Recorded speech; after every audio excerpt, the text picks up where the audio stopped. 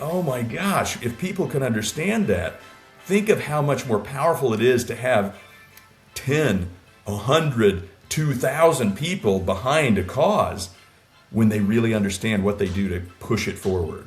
The biggest impact would be go learn about money. And I mean that it's not just because my full-time job is the great game of business, but that one thing, learned younger, would have changed the entire trajectory of my life. But everybody talks to me about, well, what about culture? What about culture? Are you kidding me? The best culture in the world is a culture of ownership, of people who think and act and feel like an owner does. Hey, everybody, welcome back to the Unemployable podcast. I'm Jeff Dudan. If you consider yourself an artist first, went to art school, and somehow found yourself spending 2 decades working in family-owned manufacturing companies, if you eventually connected with the great Jack Stack and learned the great game of business, the world's famous open book management system, and eventually rose to become the vice president and face of the organization and co-author of related books, Get in the Game, and the 20th anniversary edition of The Great Game of Business, your name can only be Steve Baker. Welcome, Steve. Wow, Jeff, best intro ever. Thank you.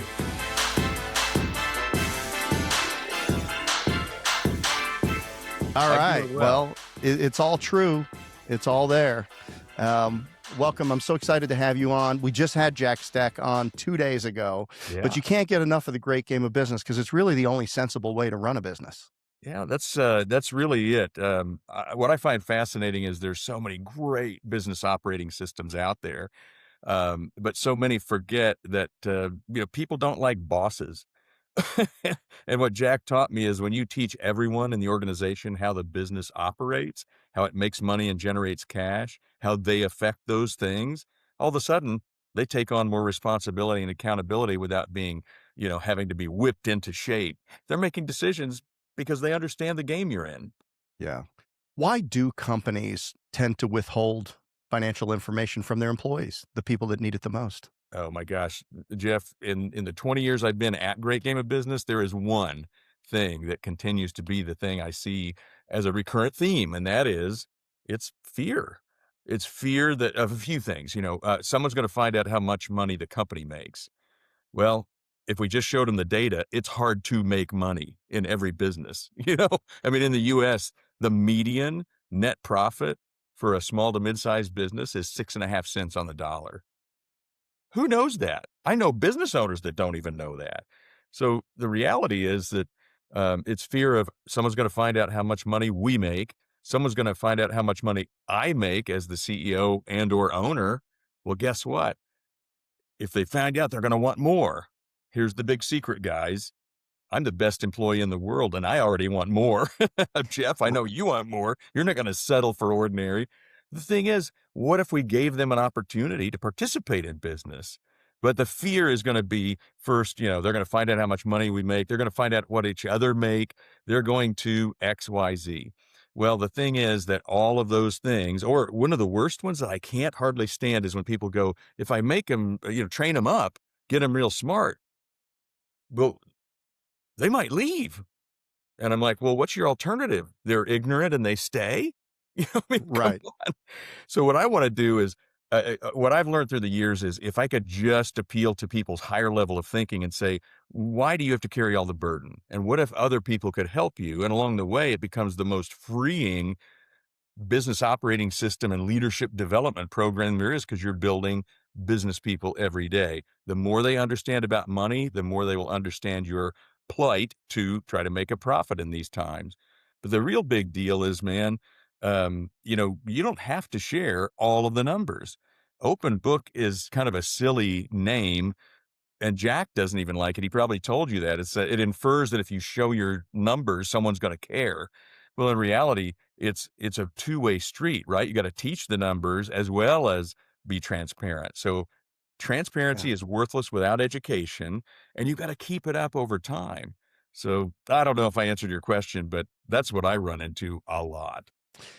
There's a perception, and I would say a misconception, that the people that are looking at the numbers are the accountants and the actuaries that are huddled away in the back office, and they're just cobbling together over spreadsheets, and they're looking at what it is, and then they're letting some little bit of information out, and that, but the numbers are for the people that went to business school and that are the finance people, and the numbers are at the end of it. That's like the result of it, where actually the numbers need to be brought to the front of the process. But look, you're a creative, you're an artist, you went to art school. If you can get interested in the numbers, anybody can. Numbers should be and can be for anybody. How, as a creative, did you find your way to get interested in these numbers and stay interested? I got screwed a lot, and I don't mean in a good way. I mean, Right. look, man, when you come out of, uh, school with Didn't an know there art was a bad degree, way. you Anyway, know, that's another podcast. got it. Look, the thing is that when I came out of school, I'm like, "Hey, how do I make money?" Well, all through school, I worked my way through just like my wife did, but she's a speech language pathologist, again, not a business person. Um, I was always doing freelance work at night. That was what I did, and during the day, I would go to school and then work a part-time job managing an outdoor store. Well, the thing was, I'll just use those examples right there. I would do a freelance job, and I would charge. Well, what I didn't know, I was the cheapest guy on the planet because I didn't Mm. know the market, and then they figured, well, I'll just use this for now, and, we'll see if I can either pay you in 90 days or 120 days or maybe not at all. Or they would reduce by negotiating down, and all I wanted was money. But then working at the outdoor store in retail, I ended up managing that store because I'm good with people and, frankly speaking, pretty good salesman when I believe in it, right? I was an outdoors guy, a rock climber, kayaker, all that kind of stuff before it was cool. This was in the early 80s, right? And, Jeff, I got to tell you, man, the thing is, when you become manager, all of a sudden you're uh, placing the orders. So you see what you actually pay the wholesale price for. You're opening the boxes, taking out the packing slips, looking at invoices. But the thing is, I never got taught about it. It was make sure everything's there and then sell it. And the guy that I worked for, he's still a friend of mine today. I thank him so much for what I did learn, but he couldn't ever quite get over the fact that if I taught Steve how to make money, he wouldn't do things like this. My favorite memory about how bad I was at business was I'd have a rack of 12 canoes in this shop, high end, Kevlar and ABS. And some guy would go, "I want that one, and I want it in red." "You bet. I just made a sale." And then later, my boss would come in and go, "Whoa, my God, why didn't you sell what we had on the shelf?" I found out that day that the freight for the canoe actually cost more than the wholesale did. Wow. He never told me that. And, Right. I was smart enough. I was just ignorant. And there's always that issue with every business that you run into. I believe in humanity, and I think most people are well intentioned. So, would you say that most business mistakes are just a lack of information or misinformation, that people just are making mistakes in a vacuum? And had they had the information, they wouldn't have made the same mistake. I'm with you. I totally believe in humanity, and I think there's good in everyone. I do think there are some people that are not cut out for this. I know that for a fact. Sure. I've just seen it. So what I'm saying is the average person, if they understand what you're trying to do, they'll probably ask, "Well, what can I do to help?" And that's what Yeah. I remember. Do you remember a movie called Life of Pi? It No, was I don't. a boy in a boat with a tiger. It was a great Oh, book, and if anybody happens to remember that, and I think if you just here's the thing, don't go watch the movie. What you need to do is go watch the Life of Pi, a documentary. It's about what was happening at Rhythm and Hughes, a special effects company that was involved in making that movie. They received an Oscar for their work on Life of Pi 13 days before they closed the place down and laid everybody off. Can you be the best in the world at something and lose everything? Yes. And the thing that's a great example, right? Great creatives, world class, best in the world, and yet they couldn't make payroll. That yeah. means that all of that intelligence and wisdom and foresight, and I mean, think about it. An artist begins with, "Ooh, this is what I want to do." Wouldn't it be great if businesses did that? "Oh, this is great. I want to paint this Yeah. picture. Hey, everybody, help me paint this picture." So I feel like we just missed something here that is this. When I grew up, I don't know, Jeff, how it was in your family, but my family was um, do a good job. You know, my work ethic was really the currency of the family and trust, right? Be Hmm. honest, work hard, do what you say you're going to do. Money, though, when I was little, I remember going, "Hey, Dad, how, are we rich or poor?" He's like, "Just don't worry about it. Just do a good job, go to school, get good grades, right? Be a good boy." Well, what I really learned was by being out in the world without a financial knowledge and then coming into a place like SRC and working with Jack with the great game of business is that what was lacking was that understanding of how money works. Because why do you have to be a starving artist? I know plenty of artists are doing amazing work and still making a lot of money, and it's because they learned the business side. But if you would have tried to tell me that at 20, I couldn't have heard it because there wasn't a good example at the time in my life that I could look at and say, "Hey, you can do both." And it's awesome that way. That's an interesting observation. You have three children, correct? I do. Okay. And I have three children as well, 27, 24, and 21. And um, your description of your upbringing was much different than mine.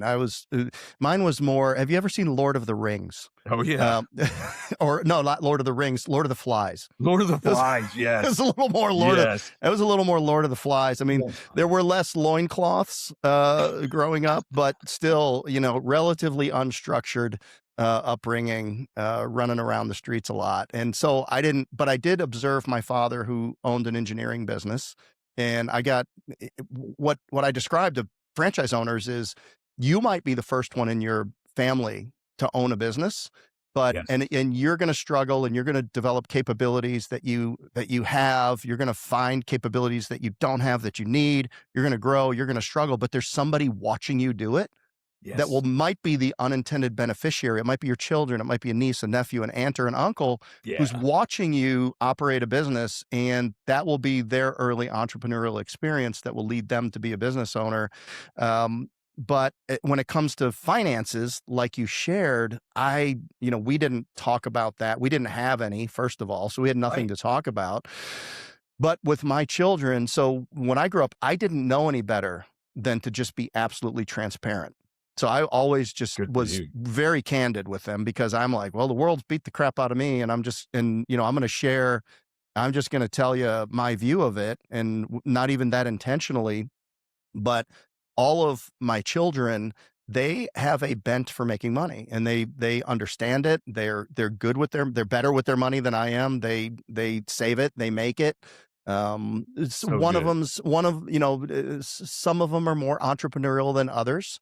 But the ones that's not entrepreneurial, she's a professional and she's very good managing her money and investing her money. And I think like, wow, like, so I'm trying to deconstruct it. Going back to it is I never, like when I was under financial stress, I remember sitting down at the table and saying, okay, we're building the business. I've got $2 million in payables. I've got this big job we did in Florida after a hurricane. They're contesting it. We got $3.9 million due. I don't know if I'm going to get paid, Wow. and I would just kind of process things in the business or payroll or, these types of things. I never withheld anything from them. So in a Yeah. way, it was very and I didn't, and it wasn't like I was trying to brag about the business. I was just talking about my day. And Yeah. I never thought to protect them from the information. And I think the unintended benefit to them is the fact that they grew up with talking about like the game of running a business as normal. Right. No, I love that, and you're a rarity, let me tell you. That's probably why your podcast is called Unemployable Yeah, because well, you you already told me before we started that I was on the spectrum. I don't know how yeah. you knew, but Listen, man, that you're telling a great story because see, slightly, contrasted, but definitely on the same path. As Joanne and I started having kids, we agreed on one thing, and that was neither of us knew money. We didn't have any. We didn't know how to manage it because Mhm. we neither of us had that education, if you will. We were insulated from that by one reason or another. But the point is that we swore that our kids would not struggle like we had to. And so we taught them about money. And then by the time now keep in mind, I had a whole career before I joined Great Game of Business Right. 20 years ago. So I didn't know what I was teaching them, but I knew that they needed, I also swore that they would not study art. And so I forbade them to go to art school. My two oldest, 32 and 30, the oldest, Colin, is a creative director and an artist, and Madison is a fine artist, an illustrator. They're doing great. They're Yeah. doing awesome, and I just love that they're doing way better than we ever did. And then my youngest has gone back to business school, which is really cool because he's had a stint in the real estate world and property management, and he's caught on how not to run a business by watching other people do it poorly. And what I love is he's going to make a really big impact on the world. But it doesn't matter if you're writing code or turning a wrench in a factory or doing home services. You know, what I want to do is give people the freedom to understand what separates the haves and have-nots, and that's financial acumen. Yeah. When they understand how money works and teach other people, it not only affects people at work, I think they do better. They definitely are more productive, more efficient, and more, I think, trustworthy, because when the numbers become your own, you protect them. You Yeah. know what I mean? Yeah. Sorry, I get passionate. If I grab a tissue here later, it's just Well, gone too far. it's fine. It wouldn't be the first time it's happened. Let's do this. So this is Good. going the exact way it went when I talked to Jack the other day. Is we talked about everything, and we got into this great conversation. We just talked about life and the kids and AI and the whole banana, right? And Yep. because he's such an interesting man. And I will tell you, I looked up to him a lot. It was what made an impact on me was how much I knew about him, how excited I was to have him on the podcast. I'd studied and used his works for 20 years and your work, and he's probably one of the first guests that actually did a lot of research on me, Oh, and he yeah. used yeah, I mean, he was He I cares. mean, so he actually came in, he knew all about me, he had said it, he was so kind, he was so generous, Yeah. and but people don't do that. I mean, they just don't do it, and I guess that's why he's Jack Stack, and that's why he's been so successful is you could just tell that he really cares about people, and he's so, considerate. I mean, he was Yeah. just so considerate. But what we didn't do for the audience, for the listeners, is give a simple overview of what the great game of business is. So, Sure. I mean, and I have questions. Does it work in every company? Does it work better in some than others? Where does it? We have all of that, but I've heard you do it on another podcast, and maybe I'll just get out of your way for a few minutes. And in its simplest form, that people that don't know what the great game of business is, I will say that you should get on YouTube. You should buy the book, The Great Game of Business, maybe the other book, which is Get in the Game. Mhm. And you should understand what a simple, sensible way this is and why it's important that you educate everybody in your business to have financial acumen, not only for the benefit of your business, but the impact that it has on their personal lives Mhm. and in their ability to like people grow up without financial acumen. So they don't know. I mean, I had a friend who had credit card debt, Yeah. and this person had credit card debt and it had kind of gotten up on them a little bit. And they, it was high interest credit card debt. And then they had a windfall of cash.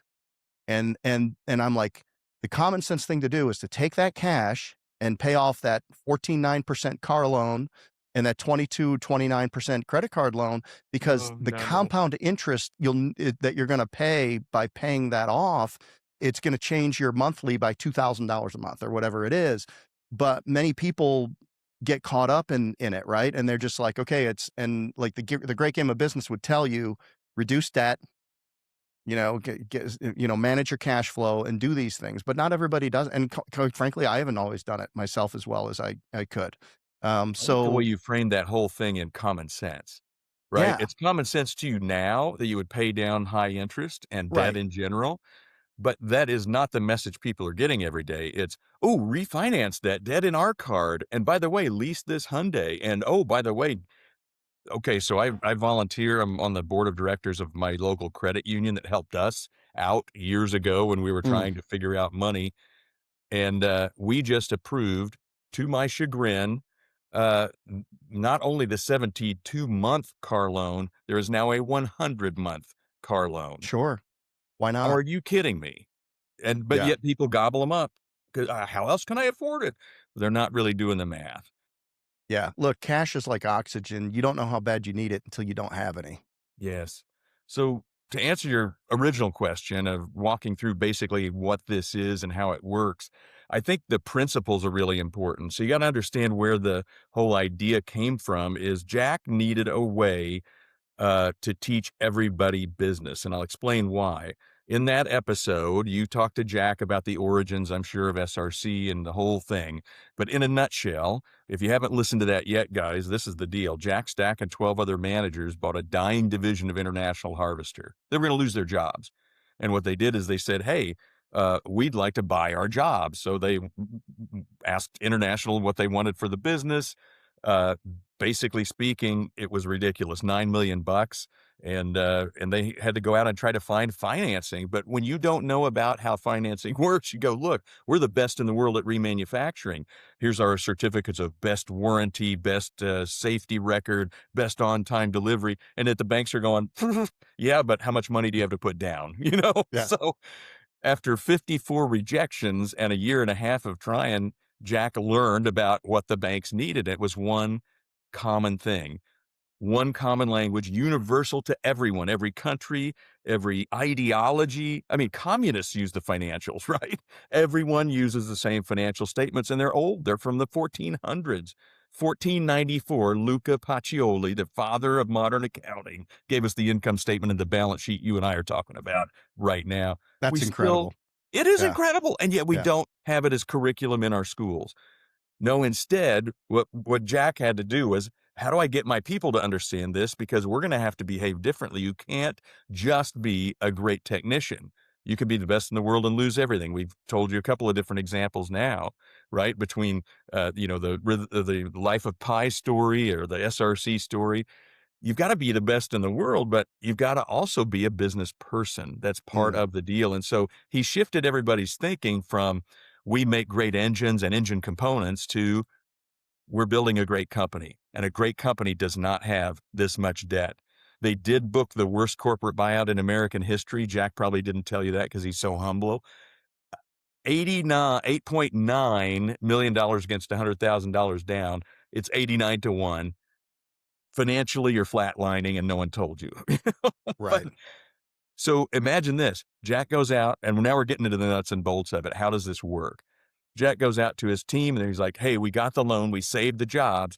Now we got to get to work. And everybody's like, okay, great. Give me the tools and get the hell out of my way.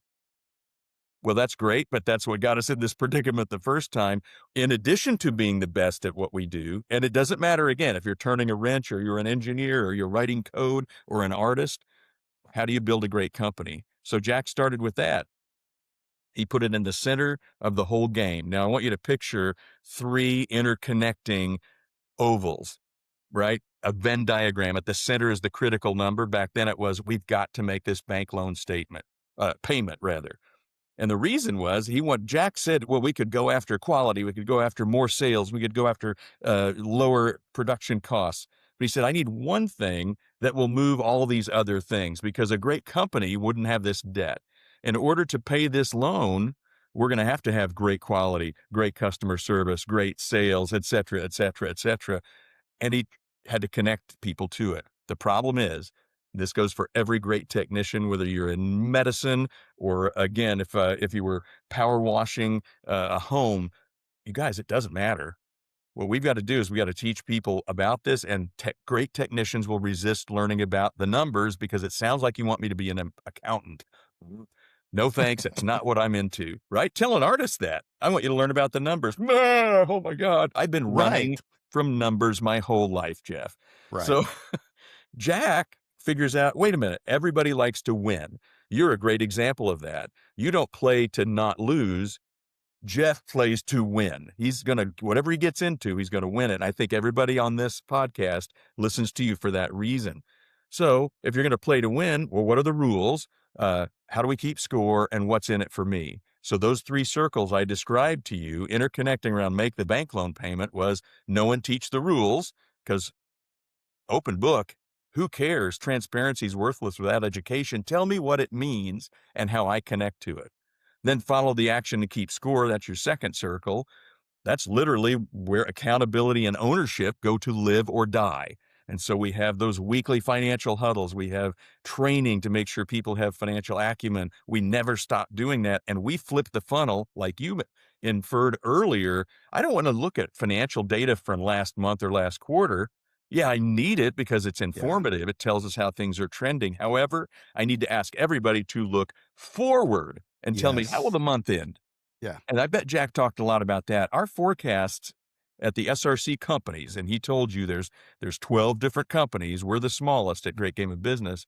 With 2,000 people and 12 businesses, you've got to have forecasts. So imagine it goes down to the smallest level. Each individual has numbers that they are forecasting, not just KPIs and metrics, because you can give me a quota and I'll give it right back to you. And I'm a good employee. But if I can see what I do to matter, and it doesn't matter if I'm literally creating sales or production of any kind of business, but what if I'm the HR director? What if I'm in IT? A cost center still affects the numbers as well. So don't just cascade KPIs and metrics on people. Make sure that we reconnect them to the financial outcomes of their daily work. And those decisions change when they see how it affects the numbers. So again, we've got at the center is that critical number. In the early days, it was make the bank loan payment. So there was know and teach the rules, meaning let's teach them how we make money and generate cash and how we make that bank loan payment and how they fit. Secondly, let's keep score by forecasting the numbers. And by the way, that leads us to the last one, a stake in the outcome, which is if we do all this, learn the business, run the business, what do I get for it? In the early days, the stake in the outcome was you get to keep your job. But Right. very quickly, I don't know if he told you this story, but I only learned it a few years ago, and I've been here a long time. Those original guys, the first year, they got so smart about the numbers just by having these weekly uh, conversations or what we call huddles, because Jack was trying to make business fun and less. Oh, what's the word I'm looking for? Here's a great quote from him from the early days. He said, "Why does business get to be this elite sport for the select few that keeps everybody else in the dark and out of the money?" Yeah. So all he wanted Well, to it's do is use the. feudal. It's a feudal system. It is. It's everybody does what they're told, and then I make the money and I go live in the house on the hill. Right. And so what would happen if we broke down that system and said, I'm going to teach you how the Lord, and I mean like the feudal Lord, Right. made it. Oh, wow. I don't think I like that. But if everyone knew how the whole process made money, I guarantee you there'd be people going from one farm to the next to help out with the crop, because we're in a big, more communal system. That doesn't sound right, but it is that. It is definitely democratizing business by having people work together and Well, look, sharing I'll a shared outcome. just a quick segue here. You're right in the Yeah, middle of it. You did an incredible job articulating this. The Zappos book, Delivering Happiness by Tony Hsieh. yeah, There was 4 things that he said make people happy, and if you want happy employees, and not happy like running around, but you want them content, you want them fulfilled, you want them to want to be there and to want to be part of it. And there was 4 things. Number 1 was perceived control. So giving people control over the outcome. No, people good. If you want a high density of A players in your organization, you don't want to have the people you want to do the thinking for. I am not smart enough to do the thinking for 70 employees at Homefront Brands and 1,000 franchise owners and employees running around across the country. I can't do your thinking for you. So I have to give you the tools to have control over the outcome. So you know what happens to you. Perceived progress.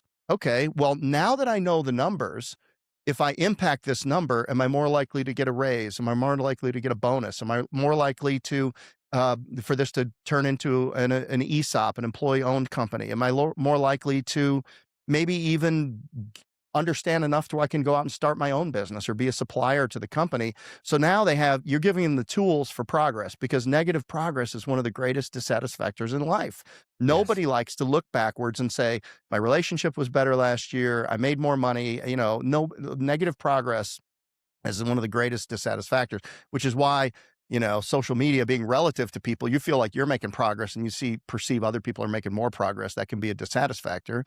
The next one is connectedness and belonging. So what makes a great team is a shared vision and a shared fate. Everybody pulling in the same direction. Everybody knowing what winning what is the definition of winning? I think we had a great year. I worked shifts and extra shifts, and we put the tractors out and we sold them. And then I come to the financial report and we find out we lost money this year and there's no bonus. Like what, how, I didn't even know the game that I was losing, much I less the know. game that I was winning. And then the last thing is the pursuit of a worthy ideal or a vision, like, working backwards from, some future state. Right. So those are the four elements that he said makes people happy. And I thought that was so brilliant. And look, It is brilliant. giving people a understanding, like, what does the goal look like at the end of the year? When I put it in the goal, when I put it in the net, like, okay, what does it mean? How many points is it? And is it a 3-pointer? Is it a 2-pointer? So, all of those things, the great game of business, it takes what would be a end of the year financial report. It's almost like opening up a present and saying, I wonder what's in here. Did we lose money? Did we make money? I don't know. How did you do? I felt I worked hard. I produced more widgets, but I didn't realize that the cost went up, and we lost $10 on every widget we made, versus taking it and setting the game board out at the beginning of the year and letting everybody have a piece. Yeah, absolutely. And knowing what that outcome could be, I just think it's fascinating because people like go, I can't get my people to forecast the numbers. That's just crazy. I mean, they'll say, well, what am I, a fortune teller? And I'm always trying to remind them, I go, just okay, everybody take a breath. Let's breathe together and then say, your job is not to predict the future. Your job is to create or influence it. And so Mm, when somebody says to me, and believe me, everybody says it, I said it too, like, wow, this is going to be a total fabrication, because that's all I had ever done in a previous career, right? Because I didn't know what it all meant or why it mattered. You come into an SRC, great game company, and suddenly it's like, they just tell us what you think is going to happen by the end of the month. And the thing is, when you add that up from everyone, guess what you end up with is now I know what this department's going to do and this department and this department. Pretty soon you're going, not only are we forecasting our numbers, we're forecasting, I think you said, as you said, a shared destiny, a shared future, which could be bonuses, career path, all the things that you mentioned.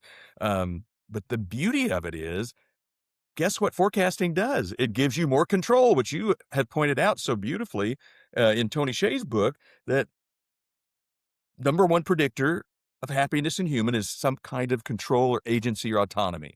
If you mm, tell me, here's your quota, right? That's what other business operating systems do so sure. well, is they like, here's your number, where everybody's got a number. Everybody's got a number. Well, of course they do, but they're creating the number. The CEO and the board of directors and the shared services, they aren't making any numbers in the business. And if the CEO is selling, I would question, are they really acting as CEO? Do you know what I Mm, mean? That yes, there's sure. so just bear with me. What I'm saying is everybody's got a number, but it's everyone's creating a number. I want the person out in the field in that mobile medical system to tell me, how many flu shots do you think you can give? How many people will you serve? And this is very mission centric, which is the fourth one you mentioned. If we can have a worthy cause, I'd even call it a noble cause. The Hmm. thing is, what if one of those was, I want to elevate every single person's life that works here?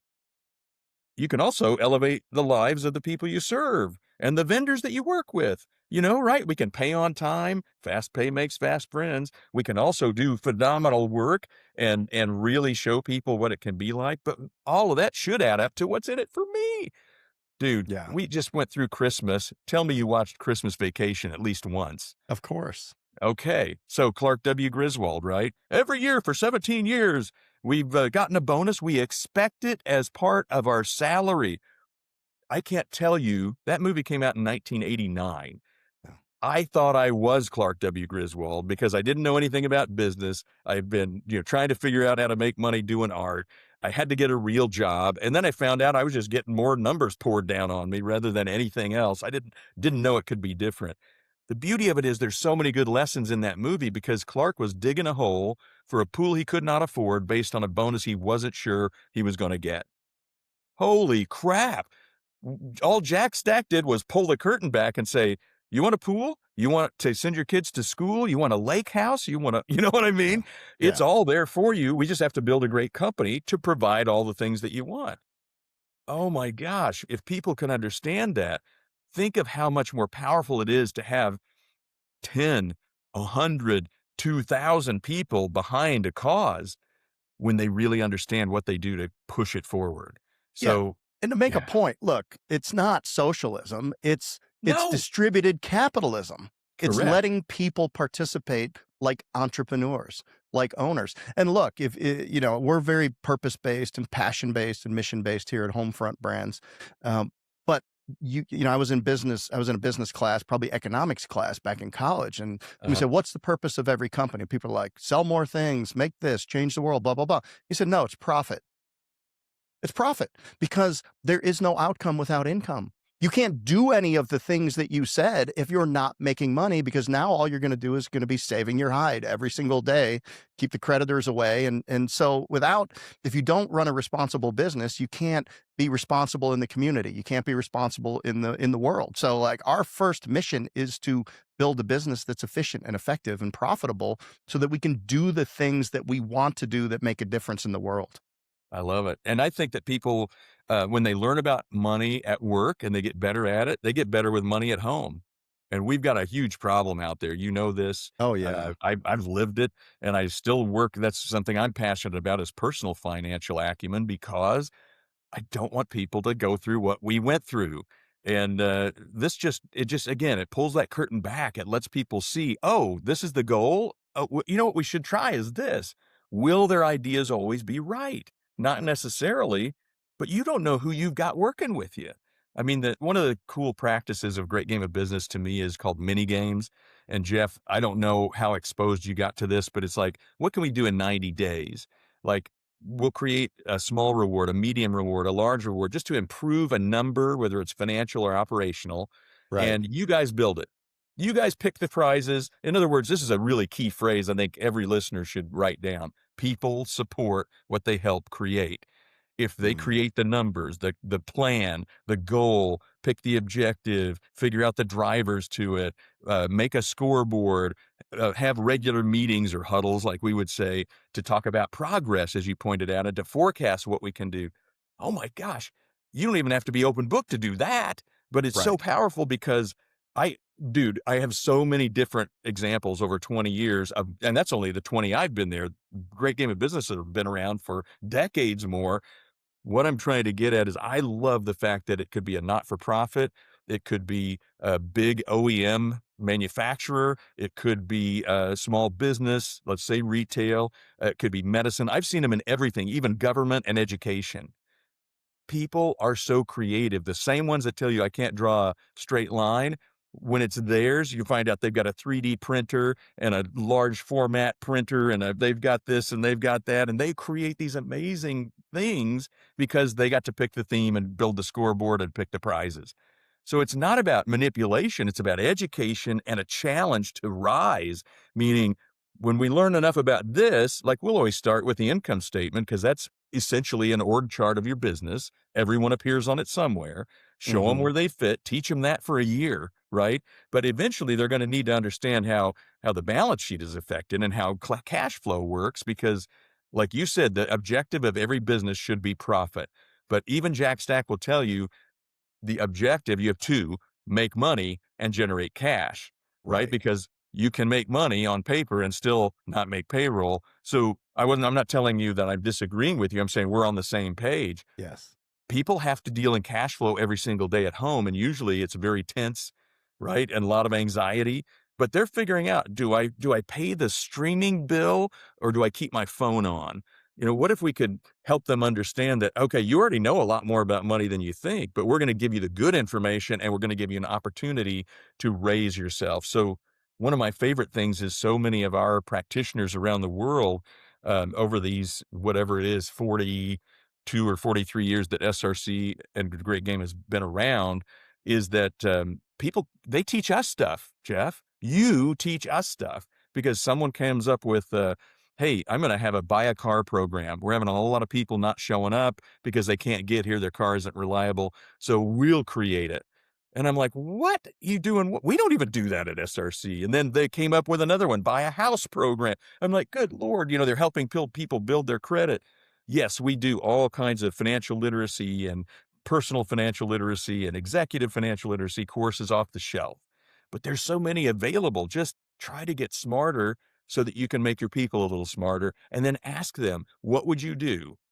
They will need your help. They will need your infinite passion and patience, and they need your experience. And don't worry about will they go start their own company, because I find that the better you treat people, the more they want to stick around.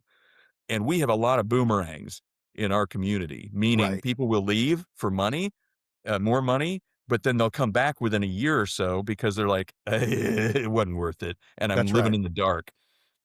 Yeah. You'd mentioned quotas a couple of times. Mhm. When do companies use quotas and they go bad, or it creates a disincentive of the type of behavior that's in the best interest of the company? Yeah, well, I mean, I could tell you since I worked in factories, my first job was in a wood factory, and you move very quickly if you're smart and you're good with people and you really want to work hard. I would always find myself at this ceiling where if I wasn't family or I wasn't marrying in, that was as high as you get, like national sales manager or something. I Right. ended up as national sales manager, marketing, and I ran a part of the factory because they said, well, we don't even want to make that stuff anymore. If you want to sell it, you got to make it. And the thing was, I was writing cost calculations. I knew all of this and that, but I never really knew if we made money or not. And frankly, I don't think we did half the time because they just couldn't let me see, right? Maybe I would say I don't want to make that stuff anymore. I don't know Right. if I'm making sense. I've experienced where quotas kind of create the great game of sandbagging. Oh yeah, yeah, yeah, yeah. I So love that you use that term also. yeah, you create a quota, you give it to a sales team, and they're just trying to figure out, like, how do I get the biggest incentive? And if I push the quota lower and then I exceed it, what do I get? So they don't give you a true shot at it. How does a great game of business keep quotas honest and accurate? But Because people will game any system. one of the hallmarks of a business, I don't remember where I heard this, was their ability to forecast accurately. It's, Mhm. it's like Six Sigma, right? It's like if you're too early, it's as bad as being too late. Yeah, It's like you that's gotta be right. right on because you're spending against a budget, you're spending against a forecast. It'd be great if you could blow your sales forecast out, but you can't count on that and spend against it, and then it doesn't happen. Yeah, yeah. So, how do you what are some of the things that people can do to get accurate projections? Well, the first thing, so I love that you brought me back to quotas again, because I did have a thought I wanted to finish on that, which is usually quotas are simply metrics that we have laid upon people and said, this is what you got to do. That's the job. Of course, we have those kinds of measures, but I would never call them quotas. What I want to do is I want to ask people, what would it take to get this many units down the line, get this many houses painted, get this many clients serviced, get this many lines of code written? Right? You tell me, you're the expert, and nobody knows the job better than the person doing the job. They must have been hired for some kind of expertise, I would hope. If not, we better be training them. So what we do is Sure. instead of saying, here's your quota, we say, here's what we need. Here's the plan for the business. And now we can break it down and say, in our area, this is what we need to accomplish. How do we need to do that? The first thing people will do if they don't have enough information is, I need a new computer. I need a new truck. I need a new this. I need a new, if only we had a robot. But what happens is when it becomes their number, when ownership shifts, and I'm talking about mental, psychic ownership of a task, when it shifts from the boss to you and they say, oh, well, shoot, you know what I'd do is I'd straighten this conveyor out. I'd make Mm, sure I'll always ask for more people, but I'm also looking at it from a business standpoint and saying, what does it really cost to employ a person? Most people don't even know that. So we actually get right down to that. And then the way we take it to the future is we say, if those folks are involved in setting the goals for the business, what happens is, to us, it's what we call high involvement planning, high involvement culture. If we work together on it, and my job as a leader is to help to educate and also challenge you and say, well, here's what the marketplace says. You say this many, the marketplace is doing this. How do we close that gap? Because it's not the boss telling you, it's the market. And they're the ones who set our wages, by the way. Right. So what we do is we try to help bring people up so that they can say, this is what I think is going to happen, honestly. And you're right. Forecasting too low or too high, bad problem, because they both throw you into a situation where, can I cash flow it? Do I have enough resources to make it happen? Will Right. we have to cut back? But the thing is, this is the takeaway. If you want to get people to think more about the future, remember that if you're in control of your forecast, that means forecast accuracy, Jeff, just like you said, then you are in control of your own plan. You're in control of your own future. And what Jack would say is you're in control of your own destiny. Whew, that's a big one, but it's all true. And we do it all the time, right? I think I told you before we came online that I'm currently in Florida. My family came with me for a week, which was beautiful. You know, we celebrated New Year here on the beach. That's awesome. Doesn't happen without planning. You know what I mean? It's Yeah. like, I better make a budget for that. And while not everyone is going to be the same level of engagement, I'm just going to give you an example. Joanne, my wife, speech path, um, she doesn't wanna see my plan for the trip. She wants an awesome trip and, right? So she doesn't wanna see all the numbers. Yeah. But in reality, what I need is people who will embrace the numbers because we all want good outcomes, right? But, that last circle, we talked about knowing and teaching the rules, follow the action to keep score. There's your Yeah. forecasting and forecast accuracy. That determines the stake in the outcome. For most folks, it would be a self-funding, team-based bonus program.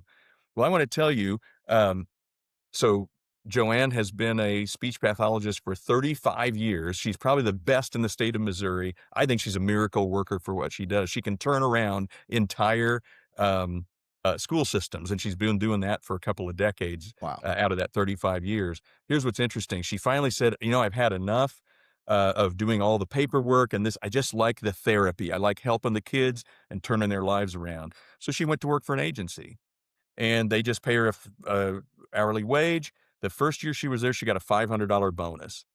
She wept, Jeff. She wept. She cried because no one had ever given her a bonus, right? She's in education. That doesn't happen. Right. The beautiful part is I'm an idiot. And so me being the guy that I am, I'm like, ooh, what'd you do to get it? She almost threw the check at me. You know what I'm saying? The next year, she got a $50 gift card to a local store. Let me just say, she's a really angelic person, but she was sort of like, if she could have said these words, she's like, "What the hell?" You know? Yeah. But I was smarter this time. I got to be a better husband by not asking, "Well, what didn't you do to Yeah. get this?" Yeah. So the thing is that particular bonus structure that the owner of this agency, and by the way, he follows a business system. I'm not going to mention what it is, but only partially. And it certainly isn't a great game. But what's funny is he knows intrinsically he wants to reward his people, but they have no idea how it works. And that black box is worse than anything. You're right, back to Clark W. Griswold. Well, wait a minute. Why did I get jelly of the month? So what I want to do is I'm going to ask them to help set the goals, to help forecast the numbers, to work at whatever you do at world-class level so we can beat the market.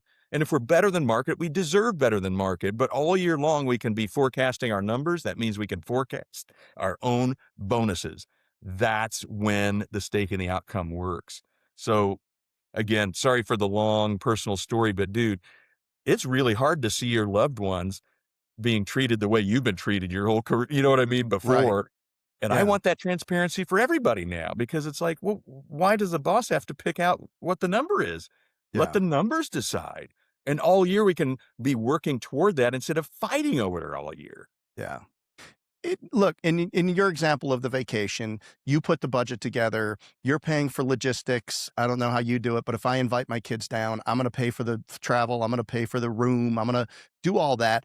But her department was probably the fun department. So she probably wasn't responsible for picking the restaurants or setting this up or setting this activity up. And she, inside of that, was probably like, well, that place would be really expensive. It's the white tablecloths. We can go here on this date for New Year's Day, but then we're going to go here for this. So she had her own control over, if it works the way in your family as it does in my family, like we're responsible for different things. Like I know when there's a trip getting planned, like I get out of the way. other than the fact that I'm, consulted on budgetary items. Like, Yes. do we want to take the helicopter ride, or, do we want to ride the camels into the desert? What do we want to do? Which is, Yeah. I said, well, how much, get me over the hump. How much is this going to cost? Hmm, Um, so that's really cool. Could I riff off of that for a second? that's what we're here for. Dude, I really think you hit on something that's magical, and that is over the years, Joanne still doesn't wanna see the numbers because see, where I didn't have any access to money or money information when I was a kid, she grew up in a military family. So they never had money, they were always moving, and all of the talk about money was bad, you know? It's, you Right. know? And so imagine how diseased our relationship with money was. So she doesn't want the anxiety of the money, but what we do is I'll put together a budget, I'll have it on the table, and I'll say, "Hey, this is what we can do. We can do 5 days with all this, we can do 7 with this, we could do 9 with this." And she'll start to say, "Well, maybe we don't have to ride the camels into the desert. What if Right. we could take a six-person dune buggy," or that sort of thing. Yeah. So, the beautiful part is that in business now that's at home, right? You're always gonna have, like Dave Ramsey says, you have the numbers nerd and, like, the free spirit budget adjuster or something. That's our relationship. But in business, guess what? Joanne's not my employee, and I'm just telling you, in family-owned businesses, you gotta figure out who is the person that embraces the numbers. In a normal business that's not all family, what I would tell you is you're probably gonna bring people in, and you say, "This is how we do it here. We talk about the numbers, we forecast the numbers, we share in the benefits, but this is the way we do it here." It ain't for everybody, Jeff, and you know this. You've seen this happen. Right. I want people to at least be able to agree that we're going to work toward that common goal. I don't need everybody to be an accountant. Sure. Hell, I don't want to be one. I love accountants. They keep me out of trouble. But I don't have to become a gap accountant. I can just understand how money flows through, just like in any business or any other home on the planet. And Yeah. so for me, that what you've kind of unveiled for me is that in business, to me, what happens is it's sort of cultural Darwinism, a culture of accountability and high involvement. To me, that attracts and retains a certain group of people, and some people who like to kind of operate in the shadows, your sandbaggers, your heroes, all these kinds of things, or someone who's just a freeloader, just like, hey, I've worked here for 15 years and nobody's told me boo, but nobody's firing me, so I'm just going to keep doing it. You know what? If somebody doesn't fit in, I'm gonna help them get a job with our competitor. You know what I Right. mean? Because Right. that's where they should be. Yeah. And I'll take the high performers every time. So, long story short is I just feel like, it's about understanding there was a lot of resistance at the beginning in '83 is my understanding. Now remember, I wasn't there then. But, that story I was gonna tell you earlier is fascinating along these lines that we're talking because you had a situation where at the beginning it was the critical number was just make the bank loan payment. But if you're Hmm. meeting about that all the time, talking about debt bad, equity good, you're learning all the time, even if you're resistant to it, it's like, "Okay, whatever." But eventually, what they figured out was that $9 million purchase price included $2 million of inventory that was considered dead or obsolete. Holy moly. Somebody got smart enough. I'm talking on the factory floor and Yeah. said, "Wait a minute, we Slide always it keep over. talking about this. Yeah. We're paying 18% interest on $2 million. If we liquidate that, turn it into cash, we won't be paying interest on $2 million of Yes. 18%." Yes. They created their own bonus plan because they got smart about the numbers, not accounting wise, but just Yeah. simply, as you pointed out earlier, what should we do first? Why don't we pay down debt for goodness sakes? I Yeah. just, man, it's everywhere. And yet it's under the surface of all the social media and the capitalism's bad and all of that stuff. It's money is a tool. It doesn't care. It's agnostic. What if we could just make more? We could do better at work, better at home, and better in our communities. Look, and I think people have to make the paradigm shift that says just because you're looking at the numbers doesn't make you the fun police. My wife will Correct. say, "What's the budget for the vacation?" I'll be like, and I'll throw a number. I say, "Well, who's going and how long is it?"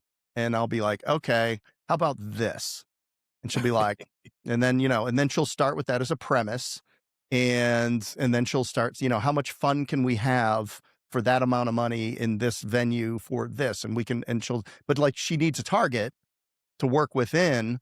And then, of course, then you come back to the fun police, and they say, "Well, I need more," right? But that's the way it is in a company, and the It finance is. people and somebody has to be the adult in the room, because what you're doing on a vacation is you're balancing a future memory based on an experience you're going to have for the future value of those dollars invested at 8% over the next 20 years.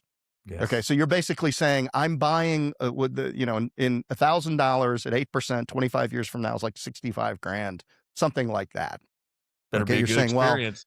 I'm going to spend $65,000 of my grandkids' money today to ride the camels into the desert, you know, and I then we'll love it, have man. pictures and a social media post, right, until we get canceled, and then so we've got all that. And but you're making these value decisions on living today, and I heard somebody shared with me this great post that said, anything that you have, any assets that you have when you die are just wasted because they go unused. One day your house, somebody else is going to live in your house. Somebody else is going to have your things. Somebody else is going to have your, so it's like, now it's like, well, do you live a little bit today? And, not everything's about the almighty dollar, it's what are you doing? But in a company, the business office is looked at as the fun police. And one of the things, like, why would the business office be in charge of technology? Like, well, that's because they're trying to control the cost there, but are they really close enough to know the needs of the business type thing? So it's sometimes you have to say no, but the power is in the conversation. The It power is. is in the conversation going down. And we just had this. We had a $78,000 budget line item for this year. We have it in CapEx. We're in our executive meeting yesterday. And the question is, do we need to spend this now? Do we need to spend it next quarter? Or do we need to spend it at all? And this particular CapEx item in one of our brands was an integration that was going to make the business more transparent, easier to operate for our franchise owners. It was going to integrate these systems so that now we had the seamless view, and they didn't have to operate in two systems, in one system. And I said, I well, love look, that. I understand that but what we ended up doing was we went all the way down, not only to the brand president, to the operations people, and ultimately to our franchise advisory council, to validate that the impact that we were thinking we were buying for $78,000 was the impact that we would actually get. And for us, I mean, if I can have franchisees 3% happier across a brand and 10% more efficient and effective with their time, and I'm buying back their time with more efficiency, then that $78,000 is not even a rounding error. It's like a piece of gum for Yeah. us, but the other side of it is, what if I had found out that what we thought was going to be the impact was not actually going to be the result that we were the outcome that we were buying, and that we were making a decision. So what it does is it forces you to have the conversations again with all the stakeholders, all the way down to the operators, to and the people that actually know, like, Yes. what would this save you? What would this really save? Walk me through your day and tell me what kind of impact this would make, having this, knowing where every single one of our products was on every job in a barcoded system, so that you could do inventory forecasting and better and all of the things. And it was like, it Yes. was just a no brainer. But sitting in the executive meeting, I hesitated to make the call without that information. Well, I think that is because you're a great leader. What you just described, Jeff, is what we call high involvement planning. In Okay. other words, you're literally going to the floor, Yes, the people that make the money. You're saying, Is this a good idea? Is this not a good idea?" We're not abdicating leadership. That's just good leadership by saying, what is it? And what would you do differently? How deep do we go? What investment do we make? That sort of thing. You're quantifying everything. And then you're rolling it back up and saying, this is why we're doing it. Well, now I can make a case to anyone and say, here's the impact, et cetera. What if everybody was doing that? And everybody was looking at that outcome? I would assume, I don't know all the details of your franchise model, but I'd assume that you get a portion of their revenue as part of their fee, if you will, that's coming correct. back up. Yes, So the better your franchisees do, the better the franchisor does. that's In correct. other words, why wouldn't we ask them what they want? Of course, they're going to ask for more than they can ever have. I want them to. But somewhere in all those things, when you make a financial case, And that's the difference. That's what you did. You didn't just go down and say, hey guys, what would be the best thing to do ever? Instead, you said, here's something that could make a huge impact, and we can quantify it all the way back up to the top. And hey, let's do it. This is why. Yeah. That high involvement is so much because I'll go back to it. People support what they help create. If you asked me as an operator, and I was part of it, I'd be your first evangelist. I would call other franchisees for you and say, dude, you got to adopt this. This thing is great. And by the way, there's a shortcut, clickety clack, control X, Z, tab up, down, whatever. Because now I'm like, hey, headquarters values me because they asked me. I was part of that decision. Oh, now I can tell, right? People support what they help create. Yeah. Steve, there's not a business owner on the planet that shouldn't be exposed to the great game of business. They're not all going to implement it. There's other systems. There's OKRs and traction and blah blah, all the things, right? Yes, yes. Scaling up and all of that. But the great game of business is a philosophy that fits inside of all of those things. It's the thinking, it's the cadence, it's really the philosophy of it. So what we didn't do with Jack the other day, what I'd like you to do is tell us about the great game of business practice. What are the ways that companies, if you're a business owner right now, if you're a franchisee or a franchisor and you wanted to learn more, Mhm. what's available to me? What can I buy? What can I attend? How do I get involved? Well, thank you for asking, because I think that's a huge thing. You pointed out earlier, everyone should read the book, and that's where I'll start out. Just because you're listening to the Unemployable podcast, what I want you to do is go to greatgame.com/Steve, and you'll be able to listen to the audiobook for free. And that I actually drug Jack into the recording studio years ago to do that. Um, it's pretty cool to hear it in his own voice because it's a hell of a story. Greatgame.com/Steve. And there's also tons of free resources and tools available on the website as well, just at greatgame.com. But the key is when you go to greatgame.com/Steve is I've tried to put together a couple of things for you. The audiobook is a must, and Okay. you should at least consider doing a mini game in the next 90 days. We're at the beginning of the year right now. If you're listening to it later in the year, you're at the beginning of a month or a quarter, right? So why don't you go Right. for it? And there's a little guide in there that walks you through the 10 steps of creating your own 90-day self-funding incentive plan. We call them mini games to drive. If you're an EOS or a scaling up person, those quarterly rocks. If you are an OKR person, you've got KPIs on your own metrics out the wazoo. This is going to appeal to you because we measure everything. The difference is we flip the funnel on the information. We ask the people doing the job, how can it be better? And then we forecast everything.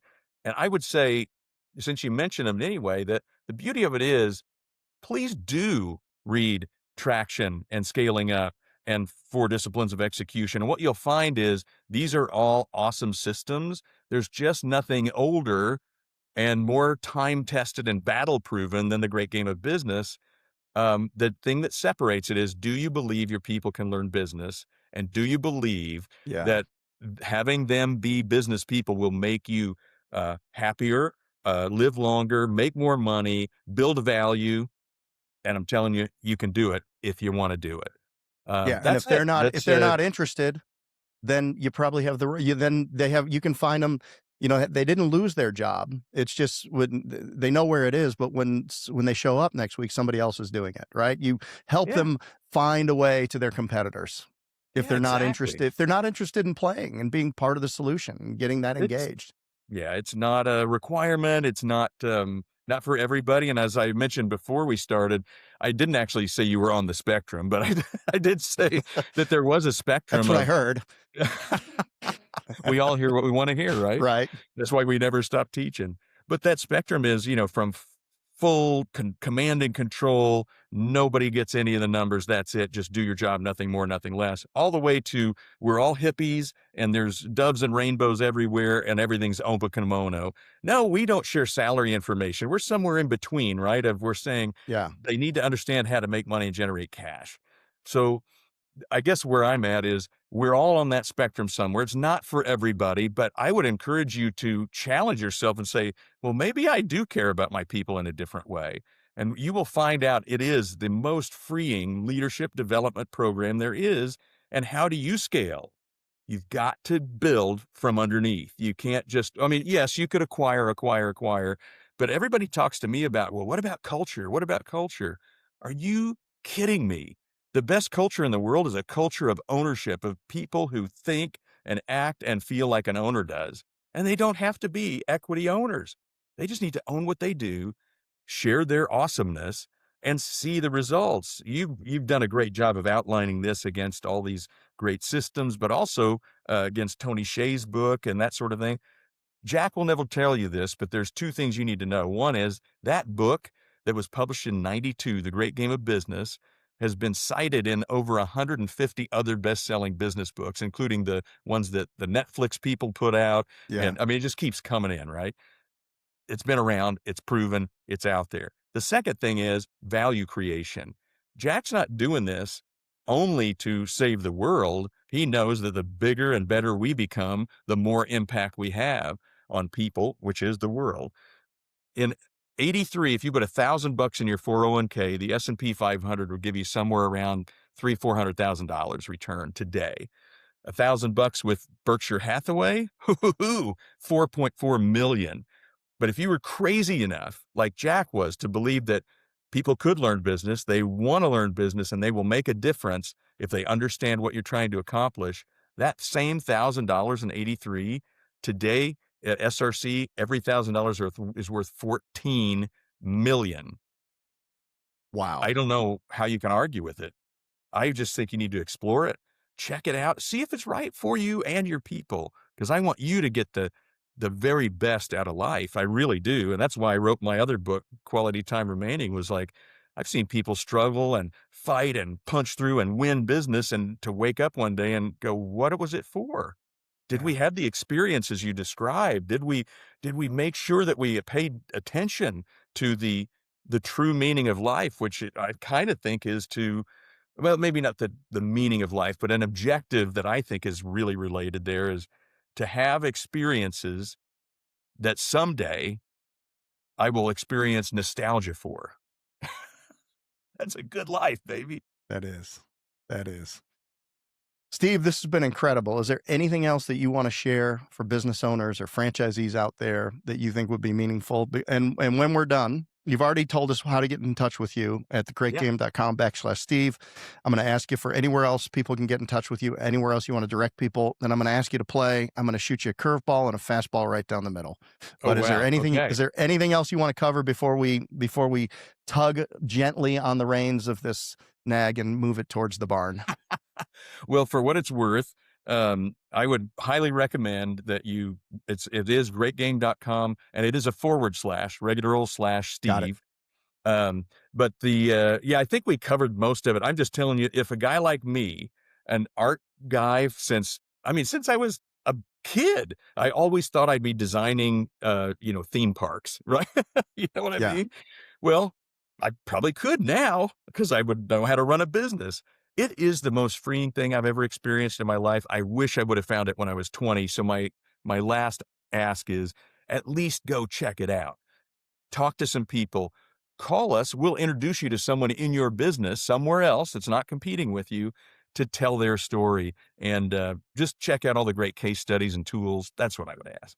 Awesome. Yeah. And I highly recommend and highly endorse everything at the Great Game of Business. And, I had something else I was going to share real quick, but I can't remember what it is right now. No problem. It was, that's why I write things down as I'm going here. But I write little, because they're fleeting thoughts, sir. They're fleeting thoughts. And that one fleeted away from me. Maybe I'll remember it. Okay. Okay. So that's how everybody can get in touch with you, get in touch with the Great Game of Business. Highly, highly, highly recommend it. And here's the curveball, Steve. Gun to your head. You've got to start. Oh, let's go back. I know what it was. AI. Ah, It is time for the rise of the creatives. You are a creative. Are you using AI? Have you incorporated it into the Great Game? It just, sure. and look, every podcast is, hey, what are you doing with AI? How's the, it's everybody talking about AI. We didn't talk about it at all, but from your perspective, having a view of so many companies that are that are engaged with your consultancy and engaged with the product and the practice and the tools, Well, how are you seeing AI in the great game of business, and how are you personally expanding your productivity using it as a creative? So, I'll answer the first part about how I use it because I'm still a fledgling user. Okay. I use it as a partner, a thought partner. In Yeah. other words, I might say, look, because I can draw or design anything you want. That's one thing that I just was born with, I guess. I don't, and maybe developed over the years. But what I have found is it allows me to go through a lot of iterations quicker because it'll come up with crazy stuff and I could ask it questions. And when I'm writing, I can use it to say, how would you say this differently? Half the time I'm going back to my own thoughts anyway. It just helped me see, okay, this is the equivalent of having a little mastermind group or something. But I want to probably answer it better for you in a couple of ways with my kids. So my oldest, Colin, uses AI every single day and has since before it turns out I even knew what the hell AI was really going to look like because he's constantly doing an animation, a video edit. He's developing a new package for Starbucks. He's doing this. He's doing that. It's a combination, right? It's a tool Hmm. for him that he knows how to use. My daughter, who's a fine illustrator, oh God, you mention AI. This happened here at the beach house. Holy crap. I mean, she's, oh, they're scraping the internet and I'm like, honey, I don't think you're thinking about this right. It's not trying to take your job. How are you going to use it? The best thing is, though, all three of them, as we were talking about AI, they said one thing for sure. They said, look at this. And I'll tell you what, it happened right here. There was a puzzle already in this house. They put it together, then they ripped it apart verbally by saying, that's AI. Look, this, let's, I can't, it was animals, right? And there was a moose with a tongue, in its nose, and there was 6 toes on some other beast. And they were going, that's AI, that's AI, that's AI. What I love is they are young and smart enough to see what Yeah. AI can and cannot do well, and I think that's the magic. For me as an older guy, it's tough, and I know Jack uses AI a ton as a thought partner, but I will remind you or your audience of this. We had at our annual conference, that we've been doing for 33 years, we had Annie Duke, a big, poker champion, come in and talk about, probability and luck and controlling your future and all that sort of thing, and when the audience imagine 600 people asking the question of, "What about AI? What about AI?" She goes, just remember AI is a liar. It is designed to keep you using it, and it'll tell you whatever you want to hear. So my big thing is, how am I using it? I use it as a thought um, partner, and then I say, forget everything you know about me. How would you answer it now? Because that stuck with me. It's like, oh, it's going to tell me whatever I want to hear. That's confirmation bias, the enemy of creativity. So I hope that answered your question, Jeff. Yeah, we did a podcast with a guy named Jeff Woods, Geoff Woods, the AI. Okay. He wrote the AI driven leader. I read that. This Yes. this thing has been shared. He gave it to us. Jeff, if you're listening out there, he gave it to us, man, in the first 15 minutes of that podcast. And I had all 70 of our employees listen to it and respond to me how they were going to use that method to improve their jobs. And all of them used it and sent something to me. All of our franchise owners said it changed their life. I highly recommend it. I don't remember what episode, but if you go to the Unemployable podcast and you go to Jeff Woods, even if you listen to the first 15 or 30 minutes of it, he tells you exactly, and you will never use AI the same after you hear how his method in doing it. And it basically makes AI a thought partner and an interviewer of you. Yes. So it And he gives you basically, great prompts in that yes. book and in the PDF that accompanies the audiobook. That Okay. helped me a lot, and I use a lot of Jeff's, prompts. Awesome. Awesome. That's great. Highly recommend anybody out there, if they haven't checked it out yet, check it out on the Unemployable podcast. All right, Steve, sounds great. Here we go. Curveball to you, gun to your head. You've got to start a business in the next 30 days. It can't be something you're currently doing. Where do you see the opportunity in the marketplace? You had to start a new business. For me, it would have to be something niche. And the reason I'm saying that is because, I think that's where, like Vern Harnish says, the riches are in the niches. Right. What is not being addressed right now? What is that need?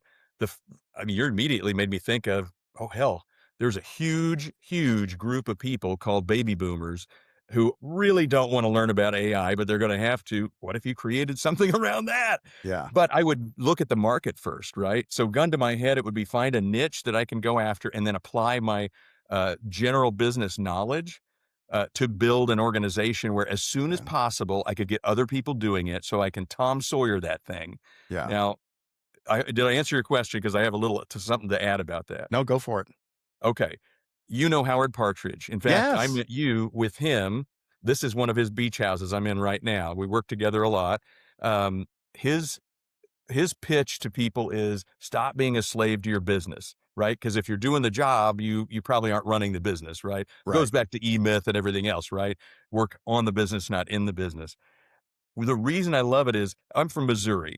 Tom Sawyer, if you remember that story, he was supposed to whitewash the fence. That was his chore. He hated it, but he said, man, I got to do something. So he started acting like it was so fun. And kids would come up and say, Tom, let's go fishing. He goes, no, no, no. I am white. Oh man, I'm doing this, right? And as the story continues, he ends up, kids are giving him an apple, a rat on a string, jacks, like their currency. And the way Mark Twain described it was, had given enough time, he would have bankrupted the entire village, right? He ended up sitting under a shade tree having a glass of tea or something while all the kids in the neighborhood are whitewashing the fence. This is the fun way to do that and the equitable way because you're going to share in the rewards. But I don't think we all need to get hung up in doing every detail. So, small Right. business tomorrow, gun to my head, find a niche. And the thing is, man, in Springfield, Missouri, where I live, there are tons of niche businesses that go in and out within 6 months every year. And even my wife can identify them now. Oh, Go Burrito, it's not going to last there, Yeah. and that same spot keeps getting filled with the same people. And the reason is because I believe that the average person trying to start that dream business forgot one thing. They have the passion, they have the idea, they've got to understand how money works in business and how to get other people involved in it, or you're going to end up emptying your 401k and wondering why didn't this work? Yeah. Sorry, had to go there. No, I read something about Mark Twain that he actually went bankrupt. Oh, many times. Yes. Yeah, he invested $300,000, which was like millions and millions of dollars. Like, think about how much 300 grand was. His life savings in creating some machine invention, Yeah. and he went A bankrupt. And then typesetter. he had to go all over the typesetter. Yeah. Yeah, and then he had to go all over the world and do speaking and comedy gigs, like in Australia, to like survive and make his money back. But Yes, and that's a yeah, tremendous book too, Ron Chernow's Twain. But it's one of those things where you go, "Be careful," because you're gonna learn about your heroes, He yeah, went bankrupt a number of times, and he kept having to borrow money and all that, but he made so much money, that was the crazy part. yeah. But he wasn't good at building the right organization and trusted some of the wrong people. Hey, So, there's yeah, lots of statues of him outside of libraries, so he's done fine. he's done fine, We're that's still right. speaking about him. How many of us will be Absolutely. spoken about this far in the future? Not like that, baby. Not many. Not Yeah, many. true. All right. Last question. Fastball Mhm. straight down the middle. You've got one sentence to make an impact in somebody's life. What is it? Hmm. Well, that's tough because I've got a million things that go on in my head. I think what it would be is,